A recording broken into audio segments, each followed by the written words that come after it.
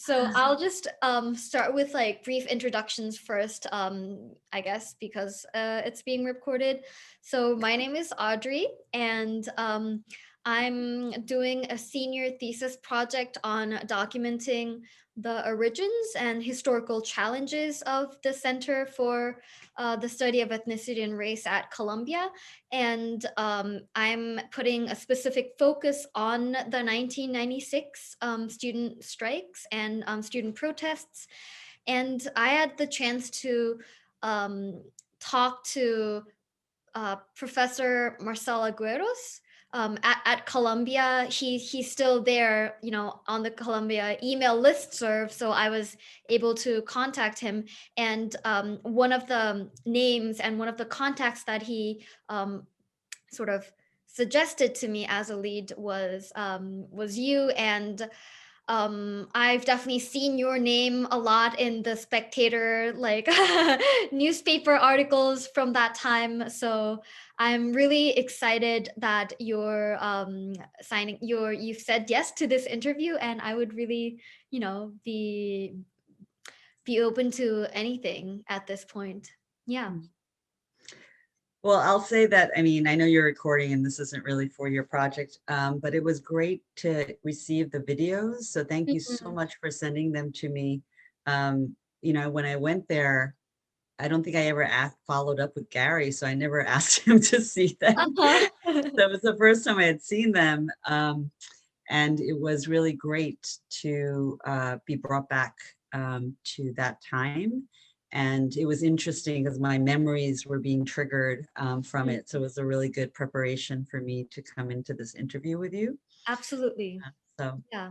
I actually received them from Professor Agueros, and yeah, it was also like an actual videotape recording. Do you remember those those little black VHS. boxes? Yeah, like the VHSs.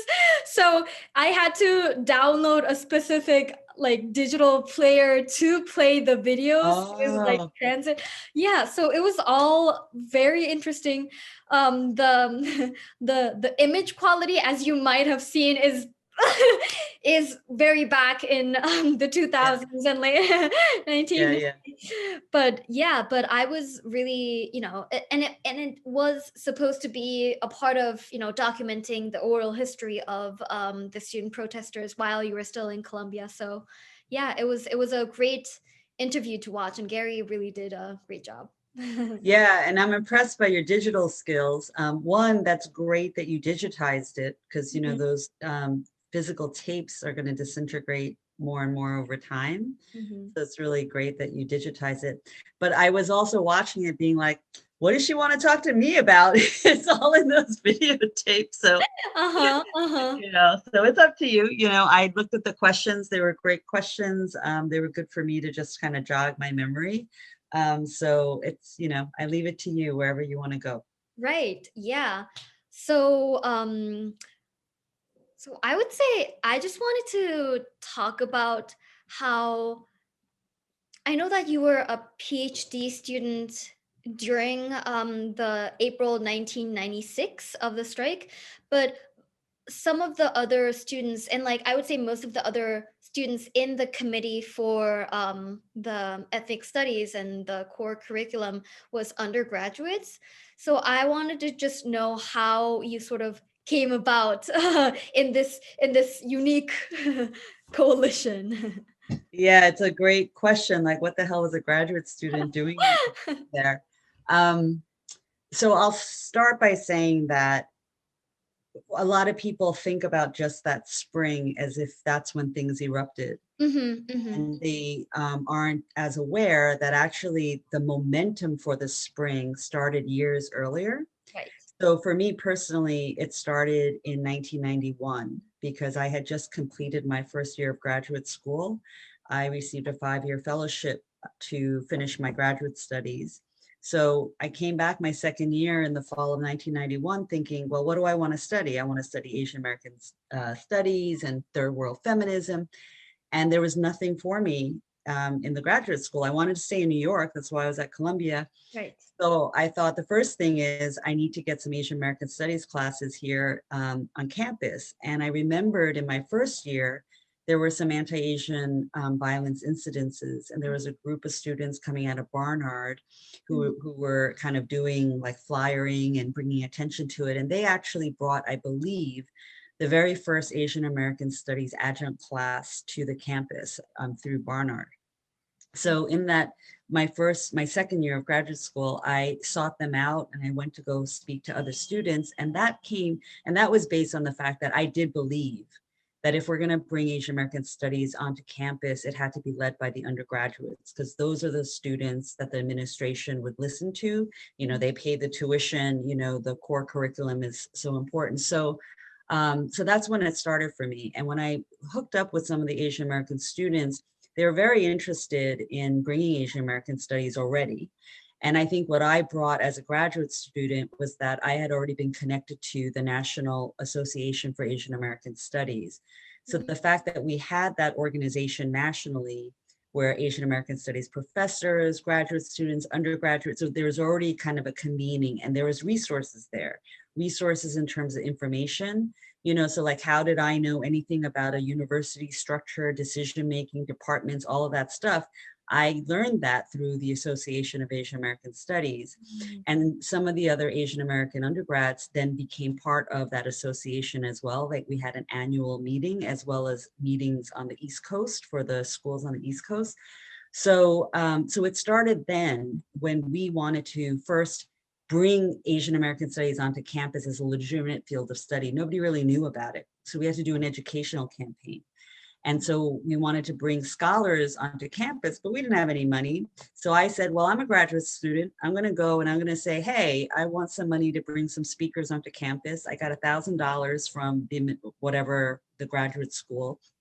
And we used that money, and I called it the Asian American Studies Speaker Series or something like that. And the intention was just to bring some scholars onto the campus, do outreach, get people to come learn about this field as a legitimate field of study. So that was kind of the first year, right? It was just some initial kind of education. And I don't remember all the details, but eventually we were able to bring like Professor Peter Kwong, who passed away not too long ago, but we were able to get adjunct courses in Asian American Studies. So that was opening up the door, right? So now people kind of see that, oh, this is something, and oh, now we can take classes and be introduced to it. And as time passed, the Asian American students, we decided that we needed to, if we really wanted to see something established, we needed to be bigger than just us. We needed to see this as ethnic studies as the bigger field that included African American studies, Latino studies, indigenous studies, et cetera. So because African American studies was just getting situated, because there was already a center and there were courses and there were professors, we went first to the Latino studies because there weren't any Latino studies at that time. And so that was the beginnings of this relationship between the Asian American and Latino studies, which was about, there's nothing here, so we got to start from scratch. First step is education, get the word out, get students to understand what this is and why it's important. And, you know, the sum of the long story was that, you know, then we hooked up with the Black Student Organization when we felt we were ready to come together and say, hey, let's talk about ethnic studies, you know, the big picture about ethnic studies. And because the Black students also had demands, they weren't like completely satisfied with what existed.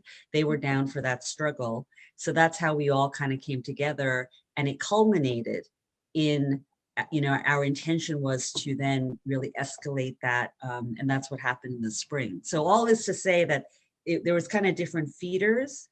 And then it kind of, we escalated things step by step, and then it culminated in what happened in the spring. Yeah, no, that was a perfect summing up of all the forces sort of joining in and creating this movement. And you're right, it didn't, contrary to this expectation that, once they had a hunger strike, everything sort of fell into place.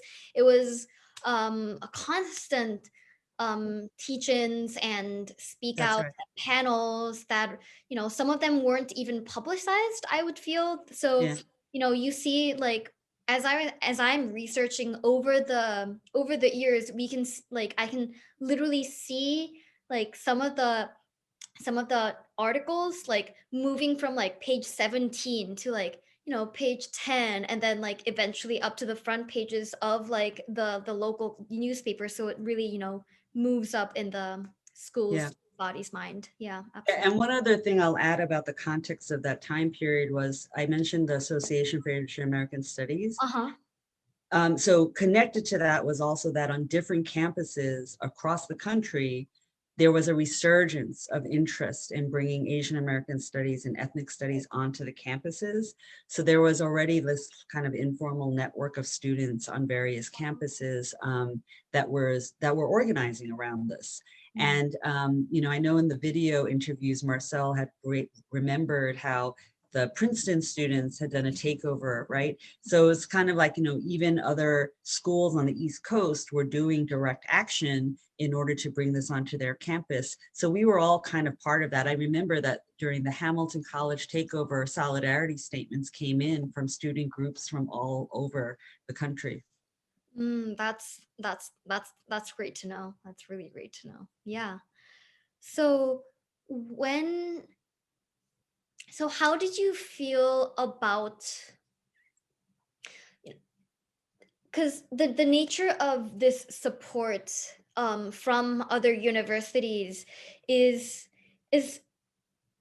I think they do have a different weight to something, that, like, a random, like, organization, or any other sort of, like, non-educational institution would have issued out, because they are coming from institutions that, like, house the like a very similar, like, makeup of undergraduate student body. And sometimes, like, schools like Harvard or some other, like, schools have better ethnic studies and, like, minority studies curriculum better than Columbia. So how did that, I would say, influence the dynamic of the strike?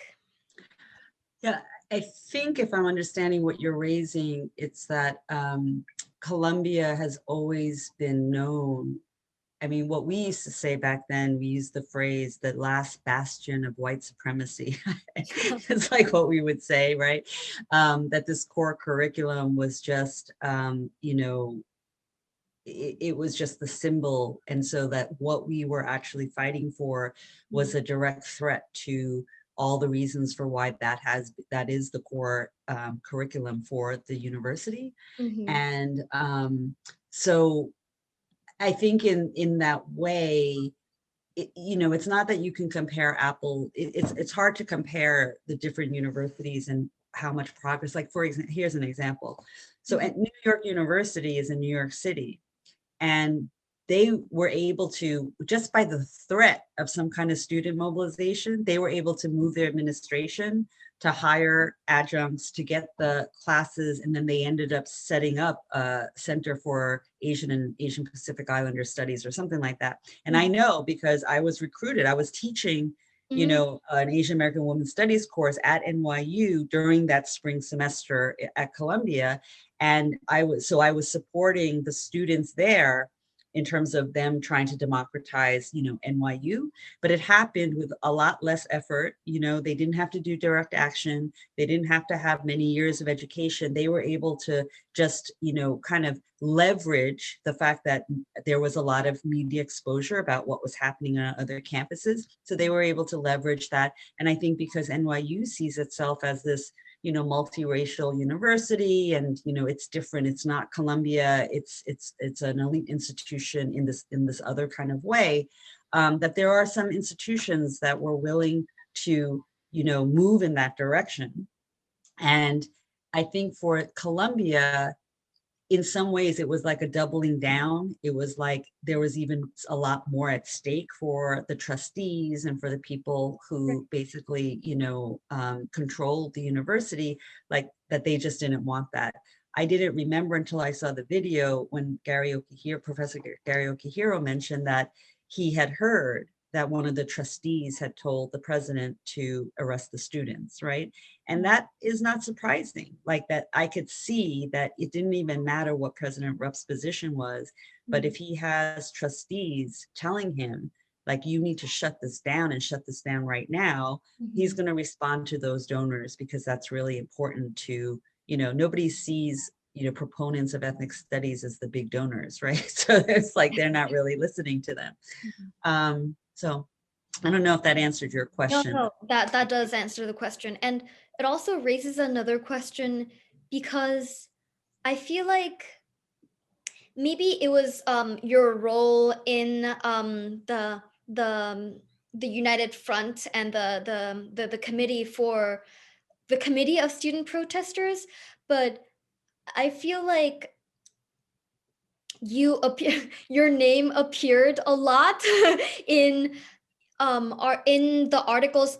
Well, they're the primary sources of information that I get all my knowledge from, but your name appears especially when it is time to, I guess, negotiate or talk with the administration.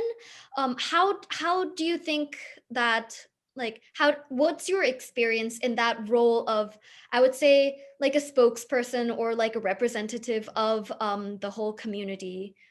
How's that experience? Yeah. Well, I'll be really honest with you that this is the first time I'm hearing that my name was mentioned so much, and I'll tell you why. One, for the record, I was known as Jane back then, Mm. right? And so now I go by Sunny, my Korean name.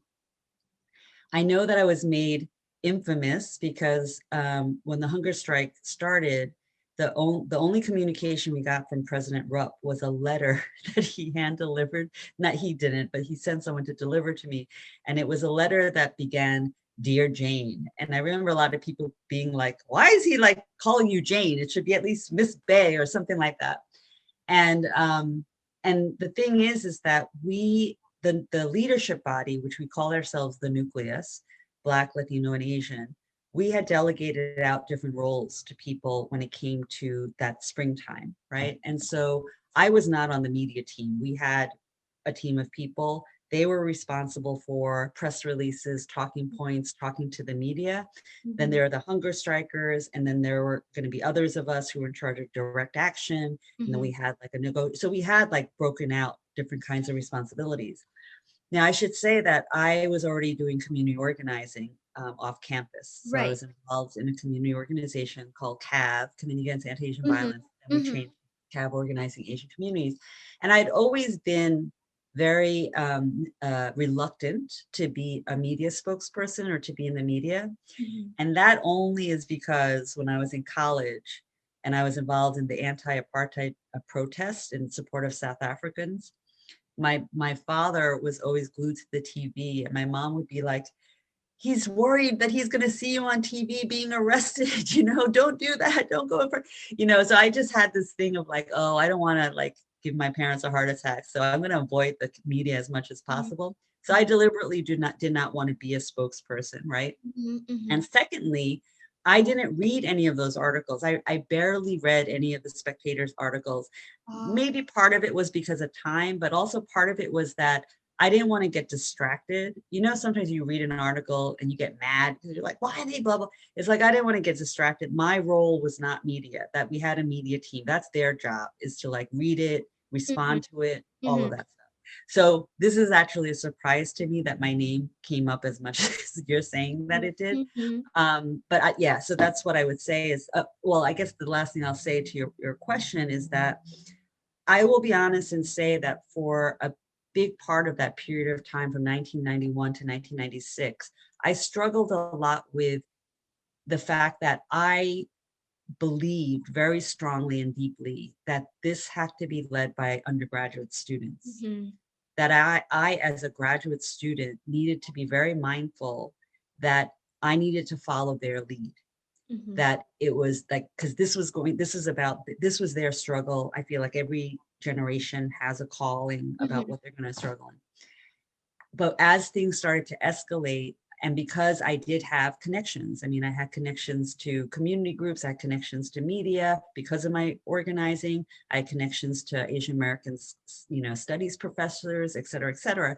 So there was a way in which I was in a leadership position just because I brought those kind of resources. Mm-hmm. Mm-hmm. Um, but I, did my best to, make sure that I wasn't kind of dominating spaces. And, but it was hard because the administration and the faculty, a lot of times they really zoomed in on me, right? And it was kind of like they came to me, they talked to me, and that was a little bit based on their own biases, right? Like, oh, a graduate student is going to know more than an undergraduate student. And I had to resist that as much as I could, because the undergraduate students they were like getting as educated as I was about what this was all about. But I do think there was a little bit of that happening where just because I was a graduate student, people had assumptions about my leadership. But I Mm-hmm. will say that my leadership meant nothing. Like, in all honesty, my leadership meant nothing if not for the leadership of the Black, Latino, and Asian undergraduate students. So, Absolutely. Yeah, that's very true. And thank you for, being honest, because I did interview a couple of undergraduates before this, and they have different, I would say, levels of involvement. Some of the people I interviewed were involved in it from like 1993, like 1994, like when they first entered college. Some of them, one person I interviewed literally jumped in from the day of the hunger strike, and described the following 2 weeks as this like intense being like educated and getting the language of the protests that they weren't is like specifically knowledgeable about. So I think it really makes sense that, like that you had the resources and the connections that made you like that gave you with the kind of languages and connections, and had a idea of like what the structure of a protest would be, but like the people who would be carrying out those protests and like physically being there would be the undergraduates as you wanted it absolutely. to be. Yeah, no, Yeah, absolutely. that makes perfect sense. Yeah. Yeah. And I would say in some ways, I was just an example of why the relationship between community and campus is so fundamental to this struggle for ethnic studies. It's the foundation for which ethnic studies first started, right? When you have affirmative action, when you have all of this effort to open up the doors to higher education to more people of color, of course, people of color are going to look around and be like, how come we're not studying people from my community? And that is going to be a challenge to those institutions. And coming from and having the community issues be part of that curriculum was fundamental. And I think that is a key reason why we had to me, one of the key reasons why our alliance, our unity among the different groups was so powerful, was because that was our mindset. Our mindset was, we are not free until we are all free, right? Like, we really believed in the principles of ethnic studies when it was first started back in the 60s. And Mhm. that's how we wanted to operate. And so, yeah. No, no, that makes perfect sense. And I think I would, so that's a perfect transition, because I think that concept that you talked about, that an educational institution and the education that it offers cannot and can never be separated with the community, like physical and like the figurative sort of like community that we're all part of.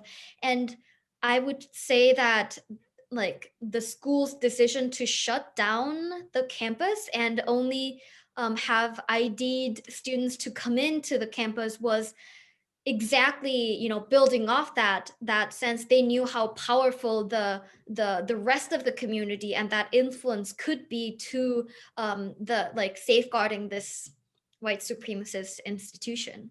That's right. I mean, I think that it doesn't get as much play. And I also think that there was an article that came out from the Africana or the Institute for African American Studies, I can't remember the title, but they put out an article after the strike in the fall of 1996. Mhm. And I thought they got it wrong, because they did talk about the community campus connection, but they said that it was the Black and brown relationship. And that actually wasn't true. The relationship between community and campus, at least for the ethnic studies struggle, from my recollection, actually came from Asian students. And the reason why was because some of us, like myself, we were organizing in the Asian community outside of campus, and we were organizing in coalition with Black and Latino groups. So a year before 1996, in 1995, CAV, the Asian organization I was a part of, we were part of locking down the Manhattan Bridge in Chinatown with the National Congress for Puerto Rican Rights Group. Mhm. And that was the beginning of a coalition with the Malcolm X grassroots movement and the Audre Lorde Project. And so we already, were practicing, right, multiracial coalition building. And so when we started the direct action and when we started the hunger strike, it was those community activists from the Puerto Rican group, from the Right. Black community, from the Mhm. Asian community. They sent in people who knew how to check the hunger strikers in terms of their health conditions. They came in to make suggestions for how the hunger strikers can sustain themselves. People, gave us like media contacts. So the community was supporting and backing the students, right, in terms of what they were doing on the campus. And that was really a threat, clearly, to the university, right? And that's why their move to lock down the campus, like that helped us, right? Like they actually made it a bigger issue than maybe it ever could have gone. Because once they did that, it made it so explicit, just like you were saying, right? Like I think your observation is so astute that they wanted to take the ivory tower and the black iron gates, and they wanted to really sever the relationship Mhm. that was, and the energy that would be coming also from the community. Mhm. Yeah. And yeah, and I think you're right. That the school cutting down that contact was like inversely sort of like an acknowledgement of how influential those community forces and community collaboration with students on campus can be. And I think the administration knew that, and they definitely, they made many wrong and very silly decisions throughout the 15 days of the hunger strike. But that definitely was one of the things that really just emphasized what the power and the strength of this movement. Yeah, Mhm. Yeah, that's right. yeah. And I would just like to return like really quickly back to your mention of that letter, because one of the things that Columbia archived kept was the copy of that letter. And I literally have a copy of this saying "Dear Jane" and then colon, and then there's a whole list of things, and basically like I can even, if you do if you don't mind seeing it again, I can even I can even screen share it right now because I remember feeling like, when that happened, that it was an attempt on the administration's part to divide me, separate me from the undergraduate students, because there was several things that happened during the course of that struggle where it was either trying to divide and separate the Black students from the Asian and Latino students, or separate the Latino and Black students from the Asian students, mm, separate me as a graduate student from the undergraduate students. So there is lots of, efforts like that. mm-hmm, right. And what kind of like what kind of specific efforts did you see that the administration was coming in and sort of drawing those severances? Because I think what like from the interviews that I did, one of the really notable and like great things about the movement was the kind of united front that the undergraduate students and the students all on campus were having, and it was um And when I did talk to like some people in the decision making community, and they all described the process as like, it wasn't like contentious, and it wasn't like one racial group trying to win over or like compete with another for like a limited resources. That's the administration sort of framework for making the battle. But it all really seemed like it was like a mutually sort of like really respectful and supportive kind of environment.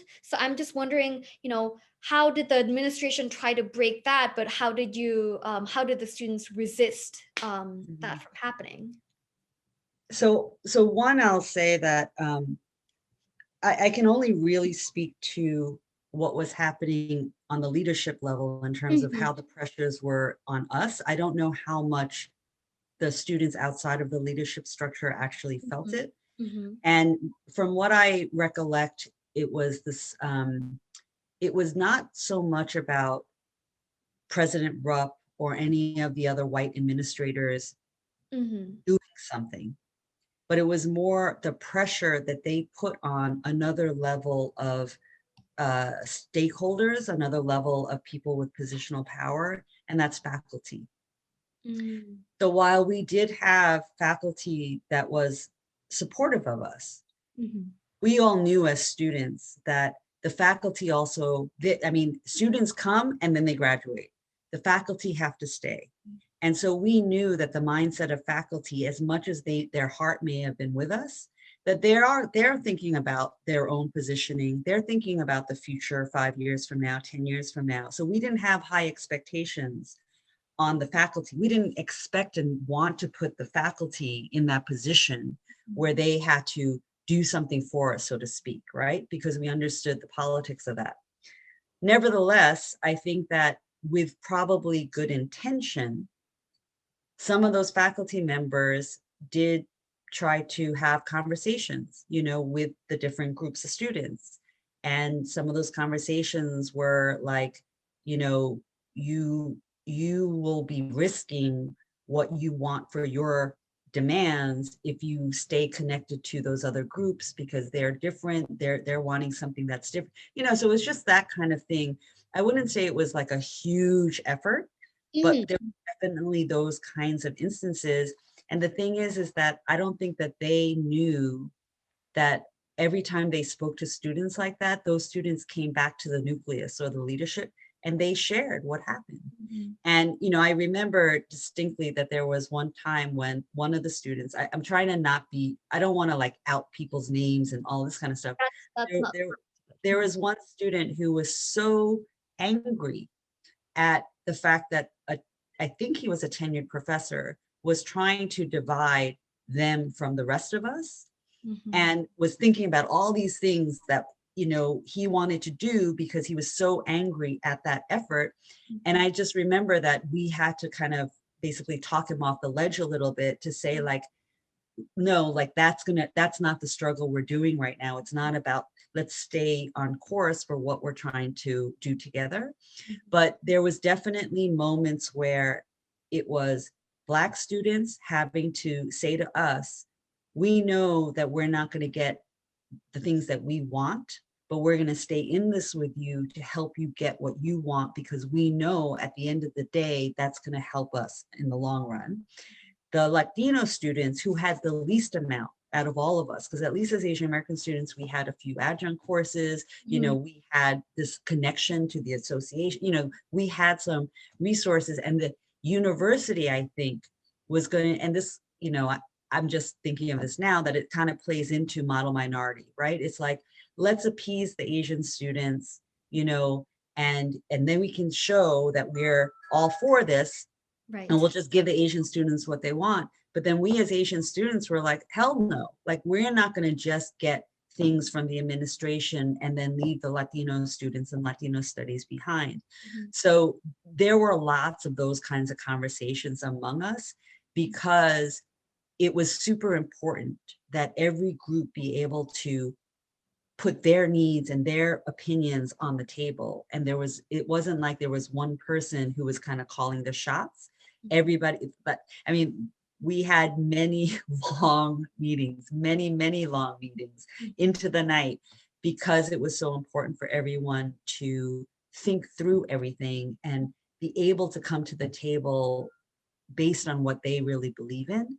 And I Mhm. think the fact that we took that time, we valued that, we respected that, we believed that it was important, that's why we were so strong. And that's why we were able to do some of the tactical things we did, because we didn't plan a lot of this stuff. Like we didn't plan to do a sit-in in Quigley's office. Mhm. We didn't plan to take over a Low library.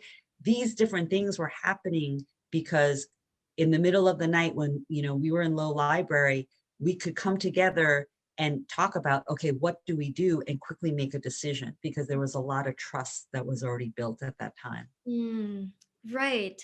I think you're also onto a really important point here, because a lot of the because what I really found out through my interviews and through other archives is that a lot of the movements, like a lot of the events that happened day to day, were not like, as you said, you didn't have like a 2 week master plan for it and you were following it. It was literally, you were at low and then a midnight rally happened. And then, suddenly, like a spur of the moment decision to, stop traffic to, get media attention, and like occupation of administrative halls was also part of that. So, Well, and that was actually, that was planned.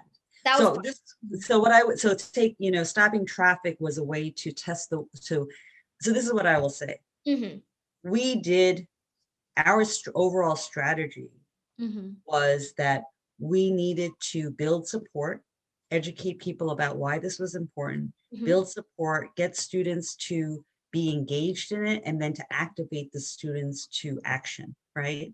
And that meant that we had to do things that would escalate people's engagement.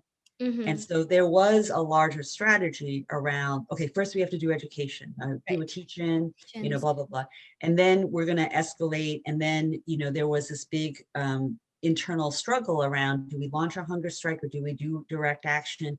And after many, many long hours, we came to the decision that it's not an either or. And Mhm. so it was like, we're going to do direct action, but we're ready to do the hunger strike. So there were certain things we put in place, but then there were certain things that we did not account for, right? Mhm. So we wanted to take over the president's office, but then we had to abort. So we didn't Right. account for doing the sit-in in Quigley's office, but Mhm. we did it, and it made sense. And the same thing with Low. Nobody went in there thinking we were going to take that, shut that building Right. down, Right. but it made sense because it was garnering so much support Mhm. that at every point it was like, okay, we have to escalate, what's the next Mhm. escalation that we did. And I hear people a lot saying that the arrests in Low library really turned the corner for a lot of people to want to get involved, right? Like I hear that a lot. And what I'll say is that the support was growing even before the arrests actually happened, because Totally. there were those of us who were inside of Low, and people could, we said, if you want to leave, you can leave. And then those of us are going to stay. I remember distinctly, like, the sun is rising, and first thing in the morning, I think it was the Chinese student group, they like brought these huge bags of bagels, and it's like people were bringing orange juice, and so it's like all of a sudden there were people outside of Low library who were like, I want to support what's going on, Mhm. and that they came out, and that started to grow the critical mass of people we had Mhm. to eventually take over Hamilton. Mhm. Mhm. No, that really does make sense. It does. It sounds like an organic student movement, but you all knew, like, to have your eye on the prize, like on the final goal. So Mhm. yeah, yeah. No, but it was really eventually like, I this was one of the things that I did want to ask, because did you like, as the hunger strike started from like from day 3 or 4, when the administration knew that, okay, this is not gonna, come to an end, it is going to start growing, it's not some, like a random small event, like, did you like, what did you observe from the administration that really, like took a different turn, like directly as a result of the strikes? Did you like see a change in their attitude? Like, did they try to reach out in a more like appealing way? Like how did you feel the changes? So it may be seen differently from students who had never had organizing experience and had never been in those kind of situations. For me at the time, what I saw was, we're going to do the hunger strike, but the hunger strike is not going to be something that's going to move the administration. What the hunger strike is going to do is it's going to bring more attention, and Mm, it's going to allow us to educate and engage more and more students, mm, right? That was going to help us to basically build support for what we were trying to do. mhm, But I personally knew that nothing was going to move the administration outside of direct action. mm, Like, something had to be done. So it's unlike NYU, where they didn't have to do a direct action, and they could, so you read the conditions, how are they when you talk to them about this? And, are they receptive? Are they moving along or whatever? right. It's very different. But in Columbia, we had already faced like so I told you in 1991, we started the education process. We brought in some adjuncts, having those conversations about establishing Asian American studies, bringing on a professor. It was hitting a brick wall, right? It was always the same thing, like, there's no money for this, and you have to go through a department, and yada Mhm, yada. mhm, And so I personally knew that the best chance we had at Columbia mhm, to establish something was going to require direct action. I mhm, couldn't have predicted mhm, how far we would be able to go as mhm, students, and I mhm, couldn't have predicted what the result was going to be from the administration. I just knew that escalation to direct action was going to be necessary. And mhm, and mhm. history teaches us that too. For a lot of other places where change happened, it was because students took direct action. Absolutely. No, no, that makes perfect sense. And I would say, so eventually, so I wanted to ask you, eventually when the final sort of proposal was signed, and sort of in a way negotiated with the the two tenure like tracks in Asian American studies and like Latina studies, and then I think there was like a creation of a blue ribbon committee for like hiring and like the committee. um how did you personally think of this final, I wouldn't say final, but that the negotiation that sort of came about on day 15? It's a really hard question to answer Mhm, emotionally, I will say. mhm, Um, so when I look back, there were a few things. I don't know if regret's really the right word. I don't know how mhm, much mhm, could have been done differently. But mhm, in hindsight, what I reflected on was, number one, I I did not understand at the time the difference between agreeing to go into a mediation process versus going into a negotiation process. And I mhm, wish I had understood the difference. mhm, Um, so so that was one thing. And so we're in this mediation process.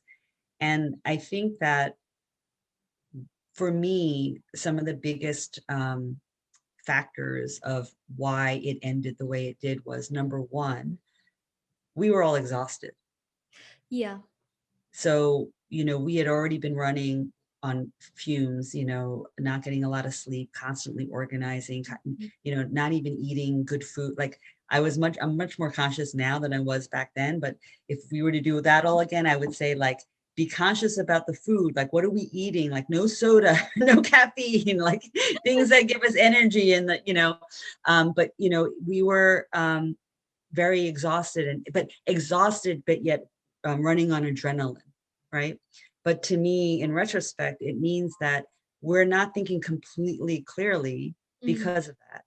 And the pressures around the fact that we have a building full of people who are counting on us, mhm, counting on us to win something for all of the sacrifice and that what people are doing. So that's a lot of pressure.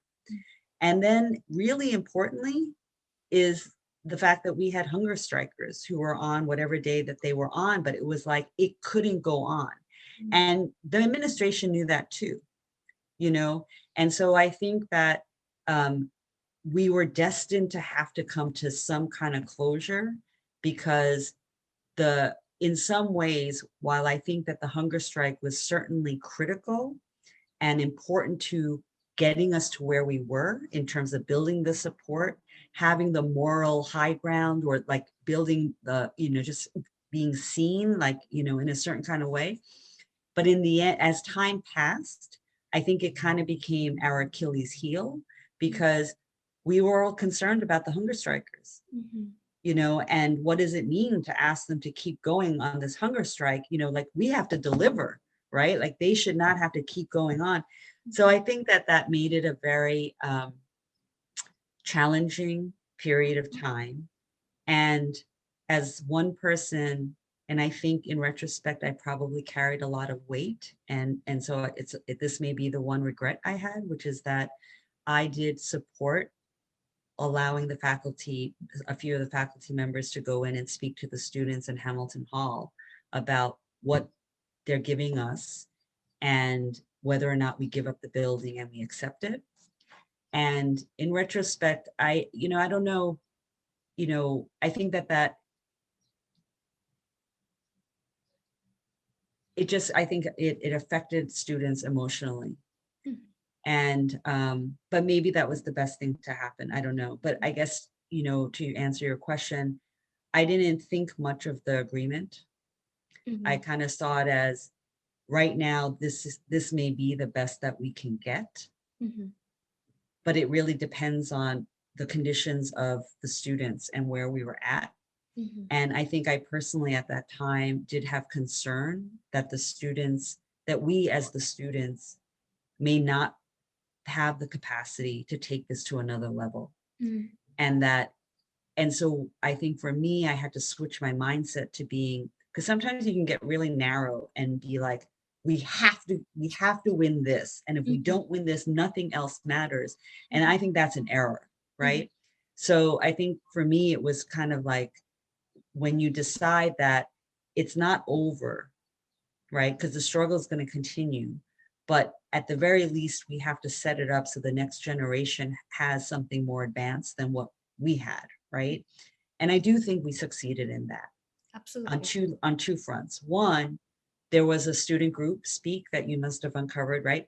That started, and that was a great organization. It was around for a while. It struggled because conditions were different. The administration was changing things, even by the demographics of who they were allowing onto campus as students, So they had their own set of struggles, but the students struggled to continue. The very fact that, the center exists, the very fact that 25 years, whatever later, that you're doing this project, that's a success, right? History is our greatest asset, right? And the second victory, I think, is how many people have been influenced by that. Somebody recently posted a Facebook thing about the 25 years ago ethnic studies, and just reading the comments from people about how transformative that was for them, how influential. I remember in the first 10 years since then, connecting with people on Facebook and finding out what they do for a living. And it's like people, social justice, became part of the air that people were breathing. And that to me is the greater success, right? Because Columbia is going to be Columbia, and we should continue to fight. And it's an important fight, and students should always be holding them accountable. But we also need to be doing this outside of the ivory tower. So when I look back, even though I feel like there are some moments that I feel like, yeah, I wish it played out a little differently. At the end of the day, I feel like there were those two really important successes. I really couldn't agree more, because when I'm like, as a student who is like a direct product of the protest, and like being able to study what I'm studying in the kind of mode that I'm doing, thanks to the people who sort of like really just like fought on fumes, I that just really comes across like in so many different levels to me. But like so like one part of me really thinks about, you know, what more we can ask from the school, and like how under resourced Caesar can be, how much of a recognition that we like deserve, like even compared to other humanities or social sciences departments, like how much recognition and how much work we're doing at that. That's like a frustration, but also another sort of like hope and satisfaction that I have is like, despite the highly limited resources, the one seminar room that we have on Hamilton, a fourth floor of Hamilton, like and the small sort of like senior thesis class that we have, there's so much inspiring work that, you know, comes out from the individuals. And as I mentioned, as an international student, it is, you know, going to be like published on the a part of my project. But one of the reasons I started this because as an international student, I came to Columbia, couldn't really figure this place slash New York City slash the United States of America out. Completely lost. I was going through such a difficult time, but the only sort of solace and sanctuary I found was Caesar, because that was the I don't know why, but like just like simply physically thinking about that period, like I was taking, as freshman I took like the intro to comparative ethnic studies class. That's the sort of beginning of the whole Caesar track. But I remember like going into the class and the whole like the physical atmosphere of the classroom being so much more like breathable and welcoming and more light to me. I still can't really like make sense of that, but that was what I like physically like felt in my body, and that was what propelled me over these 4 years to, you know, not like say like screw this, I'm going back to Korea, I'm going back to, you know, my parents, my family, my friends, like my whole like past 19 years of my past. And this is like the only sort of like connection, and like the primary connection that I had with this, you know, small community was like through Caesar. So that's like all like thanks to all of you. Yeah. Well, I really appreciate you sharing that, and just the way you described it to me is like that is a victory, right? That is a victory if someone like you feels like the space was palpably different, right? Like I love this imagery you give about being able to breathe, you know, because how much of that is the metaphor for so many of the social justice struggles, whether it's the killing of Eric Gardner or George Floyd and not letting them breathe. But that's the suffocation, right, of racism, sexism, of all the systemic oppressions, is it's suffocating. And I think that, you know, I wouldn't have known that without you having told me, and I feel really moved to know that there are students like you that are having that opportunity. And you know, it makes me, I mean, this is not part of the interview, it's like a different kind of conversation, but it's Oh, making this is me all part of the interview. Yeah. it's making me think about, you know, when Black Lives Matter Mhm. really took hold of the, captured the nation's kind of imagination and attention, that we saw a lot of cosmetic movements by companies and all of that kind of stuff. Yet some of those cosmetic movements became a door that was cracking open, and some organized to just kick that door open. And it Mhm. makes me curious to know what happened on Columbia, right? Because that's one of those moments where the campus is entrenched in what's happening in the world and in world politics.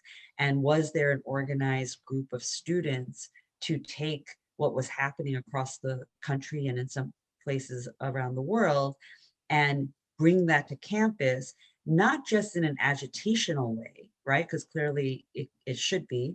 But what I'm also thinking is how the leadership, the power brokers of these companies, of these other institutions, they cared enough about their profit and their bottom line that then it was like a transactional thing of like, oh, we better say we're standing with Black Lives Matter because we want to make sure we get money from the Black Yeah, community or whatever. yeah, yeah. That's self-interest, but that's a cracked door, right? That you can then kick open.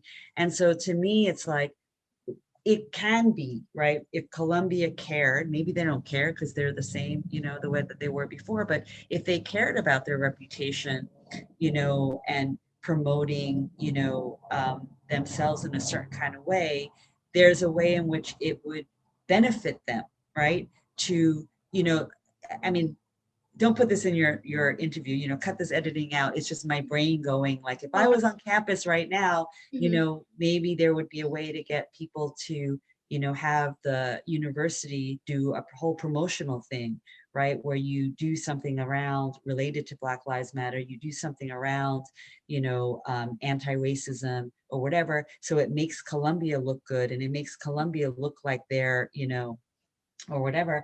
And Mhm. then that becomes the organizing ground where you then get people engaged and then you get them to take on a more radical agenda, Right. right?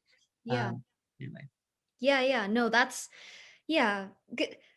It's always like a difficult issue to have like a social agenda sell or like, be profitable, but eventually, like if the goal is like to bring those to, you know, have one less hate incident happen and have one more liberated individual, like, it really doesn't matter, like, even if we do make like some concessions or like, has to shake hands with capitalism for like, like a millisecond, like eventually it's all, going towards the final goal. It's Yeah, really, yeah, yeah, yeah. just like, Or even, with all the stuff around the anti-Asian violence stuff, like I would imagine that white institutions are more willing to engage that than they are in terms of Black Lives Matter. And so then to me, it's like the responsibility of Asians to use that as an opening mhm, to make sure that Black Lives Matter is part of the conversation, right? absolutely. And that's what a lot of people are doing, right? It's like through that lens, because the white establishment doesn't want Asians and Blacks to be unified and in solidarity because we mess up their whole framework around the model minority and Blacks, are doing this to themselves kind of thing. So if we using this time, the attention that's fleeting, because it's going to go away pretty soon, but the attention that we have now to make sure that those conversations are happening, that that's part of the agenda. If you're against anti-Asian violence, then you have to be for Black Lives Matter. Absolutely, absolutely. And I think at least for my knowledge, just because like Black Lives Matter and the surge of anti-Asian sort of Asian and Asian American sort of hate crimes have been so like close to each other in like in terms of the calendar, like the actual calendar. It's like I do see a lot of like my peers and like people around me talking about like it in frames like in the same framework instead of it being like, oh, but like why you're not talking about this, like to like Asian Americans or like to like African Americans, like why are you not talking about this? It's not, it really just like not a competition, and it really That's becomes right. this, yeah, yeah, becomes it becomes a cooperation and like a united front, and that's what that's what like white supremacy hates the most. So yeah, Yep, that's, yep, yeah, absolutely. yeah. This is like, I would say, my like stock sort of like default question that I ask to everyone, but like how has just participating in this student protest sort of like um just influenced your, future sort of like career or just like personal life, like everything, yeah. Um, well, like I mentioned, I was already doing community organizing. Mhm. And so one big influence was that my work in the community organizing was increasingly around anti-police brutality. And so Mhm. I was representing my Asian organization in the coalition with Black, Latino, and queers of color, LGBTQ organization of color. And, that experience of the struggles we had, how we, you know, engaged each other, respected each other, even when we disagreed, Mhm. and were willing to put in the hours and the effort to come to a shared agreement or alignment. If anything, it built up, my, uh, what's that word? Stamina. Mhm. Uh, and I think that, or I know that that experience of seeing that it was worth it to not give up, Mhm. um, is something that I know I brought into my relationships with other community Mhm. organizers and other community organizations.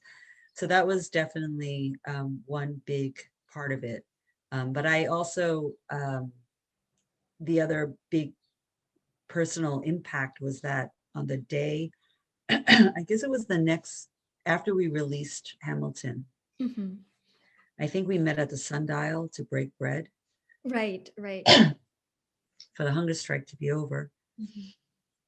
And after that ceremony, I walked over to a mailbox and I submitted my withdrawal form from Columbia from my PhD program. Mhm. So I made a decision that my future was not going to be in the academy. And it was three things, maybe. One was I didn't know that I was such a great student anyway. um, Two, I had already gotten warned by one of my faculty members early on in the spring that if I didn't step out of this, that my academic career was going to be in jeopardy. But really, the third thing was I felt that I had just seen too much Mm. going through that so-called mediation process, and the realization I had that, like, man, we were tricked, like we didn't play this really well, and so I feel like I had just seen too much, Mhm. that I couldn't see myself coming back in the next semester and just being a student, you Mhm. know? So, so I left, and I, was fortunate that I got hired to help set up the NYU program. Mhm. And then, after being there for a few months, then my community organization had an opening. So I went and I became director there. Mhm. But that was my trajectory. So, Mhm. um, yeah, I mean, I absolutely believe that we need people like you and other people who went on to graduate school to be in the institution. Mhm. We need people on the inside and we need people on the outside. And I just chose to be on the outside. Yeah, no, no.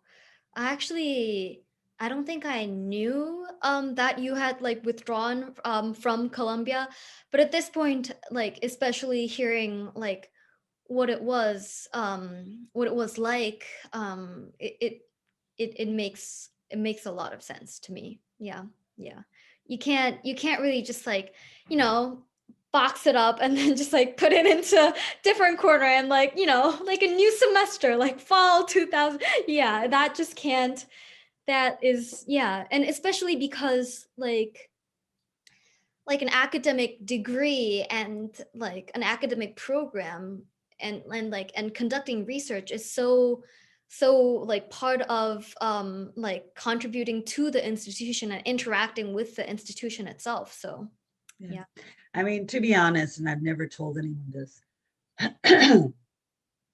I knew when that faculty member first came up to me, I don't even remember when it was, whether, Mhm, at what point, February or something, but I knew at that point that I was going to withdraw, mhm, because I felt that if I didn't make a decision, if I thought of it as, well, I'm still a graduate student, I'm still going to finish and get my PhD, I would be vulnerable to whatever kind of pressures came up. And so I needed to personally make that decision that I am going to withdraw. Therefore, I'm going to give this my all and my best, and see it through to the end. So wow, yeah, no, that's just that's it's it's one so inspiring and also really shocking that like you would do that. And like two, I also think that like because whenever I hear this interviews, I'm doing these interviews and I look at the ethnic studies sort of a manifesto written by like the students. It's just a group of students who want to be taught on a specific subject. That's all. They're not, you know, they're not asking for like, you know, a five-star hotel like they're not asking for anything that is outside of their like reign. It's what they are here, and like they were selected like, you know, through all the like high school years, and they were like, you know, accepted to this university. They paid tuition to this university and they just want to learn about, you know, like a culture and a part of like academia that has been so neglected. And for an academic institution to say like no to that is just, and that you had to resort to so many different levels of sacrifice, like physically and mentally, that's just Yeah. so. I love that you're saying that. I mean, I really feel like you are hitting the nail on the head when it comes to the fundamental contradiction of that struggle is exactly what you're saying. Because I would go as far as to say every one of those students had the right to an education that was about this country and this world, because it wasn't about, I want to learn about my history or my culture. No, no, no, no. Mhm. All of these studies is about the United States of, it's about the United States, right? It all is part of it, but it is like you said, it's the information, the history that has been deliberately ignored, left out, right, and put to the side. And the thing I want to say is that my decision, I don't want to, I just want to be really clear, like my decision to withdraw from the school for my program was not because I'm like some special person. I was influenced by the fact that students, and I don't even know if they remember this 25 years later, but I was present there and hearing undergraduate students saying, like really like with heartfelt emotion, that they don't care what happens to them if they get kicked out of school, even if they're about to graduate and they don't, because of what you're saying, because they saw that what we're asking for is a fundamental right. There's nothing spectacular or exceptional that we're asking for. Mm. And that kind of energy, yeah, it's like you have to be inspired by that when people can really see through everything and really believe that what they're fighting for is just a fundamental right, and not just for us, but it was for all students. Like that was the other key thing about our educational outreach and the work that we did, was convincing people we're not trying to ghettoize ethnic studies and just put all the students of color in these classes, right? Like this is about all of us, and having white students throw down with us because they understood that they needed that education too. Mhm. I mean, that was really important.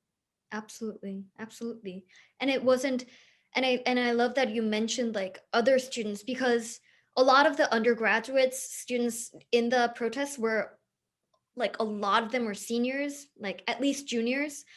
But you know, and Marcel also talks about it interview, but, but they were absolutely sure that they weren't being the recipients of this education. It would be, you know, it would be like 3 years at least afterwards that like That's right. like something resembling a center would be established, and then like courses to be offered. And like for the past 25 years we've sort of like been taking like baby steps towards it, and now we have new courses. We now we have enough courses that, you know, I we can take all classes in ethnic studies and not have to, you know, like outsource to like English literature or history, like all great departments. But you know, it like if I want to learn about ethnic race and ethnic studies, it should be, you know, on the list of courses, and that's now being done now. But it must have taken so much, like so much energy and power at the time of the strike, but also like after that, like so much patience to see like the effects of that just like ravel out. Yeah. Yeah, Mhm. yeah, for sure. Yeah. I'm curious, in terms of, your project or any other sources of information about how did it survive for 25 years and get to this place, right? Because that's not something that would just happen on its own. I mean, I know about Professor Okihiro's tenure there, that was such a key move. I mean, he really was the best person to bring in and, to really help jumpstart and set things up. Mhm. But then he left. So the people have to carry that torch on. And so it's Mhm. great to know that it is being carried on. That's great. Right. Yeah, yeah. And great classes are like being offered. And this is also, I would say, like the thesis of my like interview. Now I'm just selling my project, but one of the things that I realized is the kind of like non-traditional and like creative ways that we conduct, like because my senior thesis is not like a 50-page research paper that only like people who have the academic jargon and like the like access to Clio or whatever can search up. It's like I like explicitly wanted to make it like a medium that like younger people could sort of like interact with in a way, because Mhm. yeah. And I was like be it TikTok, be it Instagram, like whatever, the younger, like even the younger, like even a more younger generation is using, that should be like my method, because that's like what I want to really just like carry on. And this kind of like freedom is given to me because we like Caesar is such a sort of like anti-tradition, sort of like anti like establishment sort of center. We just like there's like a certain respect for like alternative forms of like exploring into like academia and just like in research that I feel like is so much more engaging with the community and with like our larger group of people. And that's, I think it's because of Caesar's history, like, and its origins, that such like a non-traditional mode of education is possible. Yes, Yeah. yeah, that's right. Yeah. Yeah. And yeah, I I honestly like went through so many emotions in that in that. Oh, it's already like an hour and 10 minutes of the interview, but like, yeah, thank you. And just as just as a student, I am like, I am in this like senior thesis class with a fellow like 15 plus other people doing their own sort of like individual projects on like family history, on like native land, on healthcare policy, on educational segregation. And like, and we are also like, and a lot of them are part of this like student advisory sort of committee in the center. It just got established like early last year, and we were sort of like leading up to more like movements, but then like the pandemic happened, so it's sort of like had a small dip, and then now we're starting to get it going from now on. But what we're eventually sort of aiming for is that, like, without sacrificing the kind of creative or like non-traditional and like interdisciplinary sort of quality or like nature of Caesar, we want to make sure that like it becomes a department, but like even without the name of the department or like an institute, or like the name really doesn't matter, but for it to be funded in a way that really like honors its like the research, like the faculty and the graduate students who are joining in. And yeah, so I would just ask, this is like coming from a different trajectory from my interviews, but like, what would you have for as advice to, you know, future sort of like activists who are trying to advance not only just Caesar but like inclusion and diversity in these like higher education institutions that are that have such a long history of white supremacy and racism? So not just Columbia, you mean for other institutions like Columbia that are like that? Yeah. Um, I guess all I can go back to, or all I can do is go back to the relationship between the community and the campus, Hmm. and that a part of it is the conditions of that particular campus. Hmm. So that's a piece of it, but then every campus is connected to the national Hmm. terrain, right? What's happening nationally. So that's, I feel, is the foundation of any kind of struggle to democratize higher education, is to kind of see what those conditions are and where there are openings to make a compelling campaign or to have a compelling fight. Hmm. The other thing that I would say is that, you know, I didn't think too much about this back then, and I think about it now just because of my life trajectory over the past 25 years. But I think about things like funding and how that translates into structural change when you get the funding to do something, right? So, for example, you know, people listen, like now we have more people who are Asian, Black, and Latino who are in positions where they have some disposable income, high net worth, Hmm. and especially now, like, I've heard these stories of like wealthy Asians who didn't really think or talk about racism. They just kind of, ate it and just moved on. And Hmm. then suddenly they have this traumatic experience realizing how bad it is. And then they, change their kind of mindset and stuff. Hmm.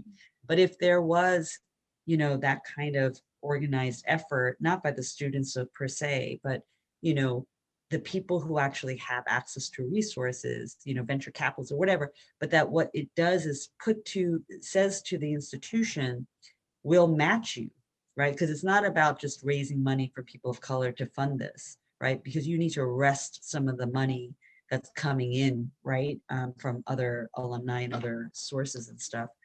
But it's just that it's always, at least what I think about is that a major argument, besides the lack of political will, was the funding issue.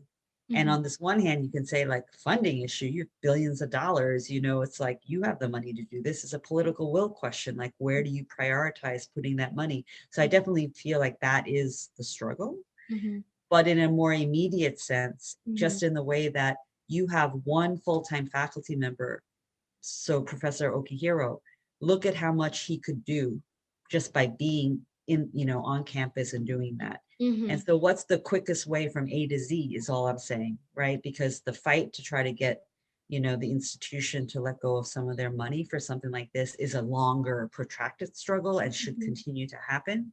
But I'm just thinking about what's a quicker way just to get more people on campus who have tenure and who will have some positional power in Right. order to mobilize and leverage other, things. So that's the only thing that I kind of think of that I didn't really think about back then. I just thought we could win it by political will. Hmm. Hmm. Yeah, absolutely. No, but it's really like the individuals and like, you know, one faculty member, like one student that is, you know, that like makes the difference. Like it sounds so cliche, but it really is. It's that individual who goes on to make the difference, and then it's all branching out from that point, and Yeah, then, you know, expands in terms of power yeah. and influence. Yeah. Well, I want to clarify that I'm not saying like getting people to bring money to the table just to do business as usual. It's connected to the first thing I said. It's like when you launch initiatives, Mm-hmm. campaigns that are about benefiting the community, Mm-hmm. right? That's what should get funded, right? It's like the, multi-million-dollar research project that's going to be done on Columbia's campus, but it's for the benefit of Latinx, Asian, and African American communities, right? Like that's what I mean is like getting the funding to do that work on campus that actually benefits the community, right? Which means having a relationship with the community, right? So that, because I know that for a lot of us when we were doing community organizing, it was really paternalistic. It was really hard, when people, academics would want to like come and interview us and get all of this information from what we're doing on the ground, but then we never see them again. And it's like, why don't we just spend our precious time giving you all this information? What are you doing for the communities that we're working for? So there's a lot of work that needs to be done on that aspect of just how do we leverage resources to really serve the broader interests of the community. Right. No, that's great advice. That's great advice. And I will, yeah.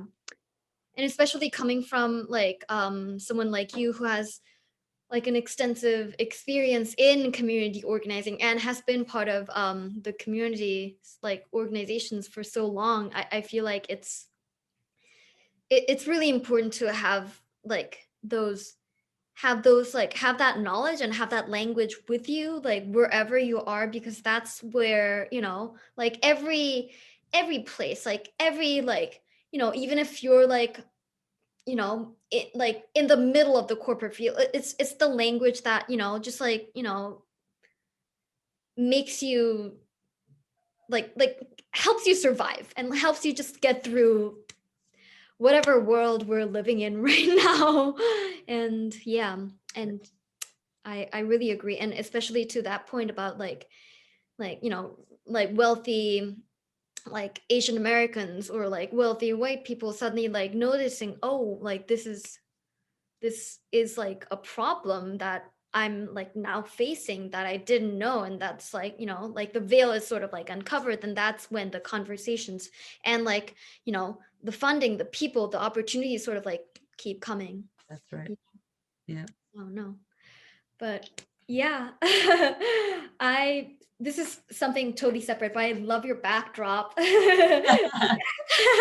Yeah, absolutely. It's a perfect testament to what this interview is. But yeah, so when I am like done like with the final version of the website, which will have the different interviews sort of embedded on them, I will send you I will send you, and I will send you sort of like as confirmation of if if all the parts that you wanted was included, and if the parts that sort of like were sort of like more personal were sort of like edited out. Yeah. All right. Well, I appreciate that, and I look forward to hearing from you about that. And I will send you the link to this gathering on Friday. Absolutely. I'll look forward to meeting you. Yeah. Okay. It's a real pleasure. I'm so honored that you reached out to me and spent so much time. And I feel really inspired by hearing from you. So I'm very impressed by you. And it just makes me like, I really mean this, that it's been 25 years. Yeah. And to have you connect with me and tell me about what you're doing and what it's like is just, it's just a tremendous gift. I mean, it's like one of those things that I didn't think about back in 1996, that 25 years later, somebody's going to contact me and be a product of this struggle.